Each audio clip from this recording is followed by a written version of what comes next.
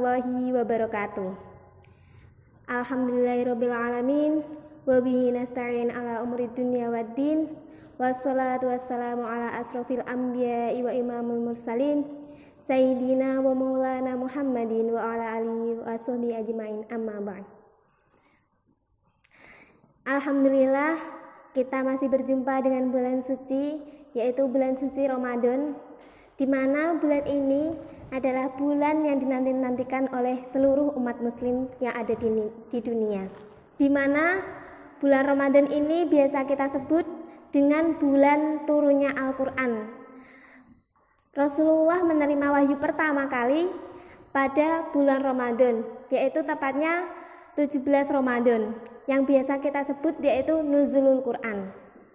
Nah, di sini saya akan menyampaikan 4 syafaat yang diperoleh oleh pembaca Al-Quran yang senantiasa menjaga Al-Quran dengan mengamalkan, mentadaburinya, dan menjadikan Al-Quran sebagai petunjuk dan pedoman hidupnya. Syafaat yang diperoleh oleh pembaca Al-Quran yang pertama yaitu diberikan syafaat kepada manusia, seperti yang termaktum dalam hadis riwayat Muslim, yang artinya, bacalah Al-Quran, maka di hari kiamat nanti dia akan menghampirimu bagi orang-orang yang mengamalkan dan menjadikan Al-Quran itu pedoman dalam hidupnya.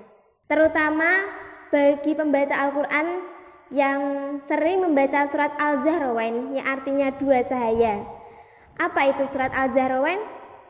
Surat Al-Zahrawain adalah surat Al-Baqarah dan surat Ali Imran, di mana di hari kiamat nanti kedua surat tersebut akan menghampiri orang yang sering membacanya, yaitu ia akan menghampirinya dengan menjelma sebagai bentuk awan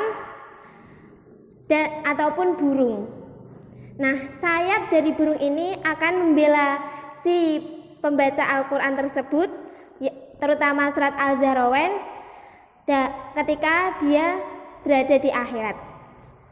Yang kedua, syafaat yang diperoleh dari orang membaca Al-Quran, yaitu naiknya derajat di surga. Kenapa bisa begitu? Karena satu ayat Al-Quran itu dapat meningkatkan 1 derajat orang yang membacanya, seperti yang diriwayatkan oleh Aisyah radhiyallahu an, yang berkata, sesungguhnya tingkatan derajat itu dinilai dari jumlah ayat yang ada di Al-Quran, dan orang-orang yang tidak ada surga yang lebih mulia daripada surga untuk orang-orang pembaca Al-Quran. Yang ketiga yaitu terhindar dari hisab yang buruk, seperti yang sudah difirmankan Allah dalam surat At-Toha ayat 123, yang artinya, maka barang siapa yang menjadikan Al-Quran sebagai petunjuknya, maka dia tidak akan tersesat di dunia dan tidak akan sengsara di akhirat. Kenapa bisa begitu? Karena kalau kita menjadikan Al-Quran sebagai pedoman dalam hidup kita, maka kita akan selalu berada di jalan yang benar, sehingga kita tidak akan sengsara di akhiratnya.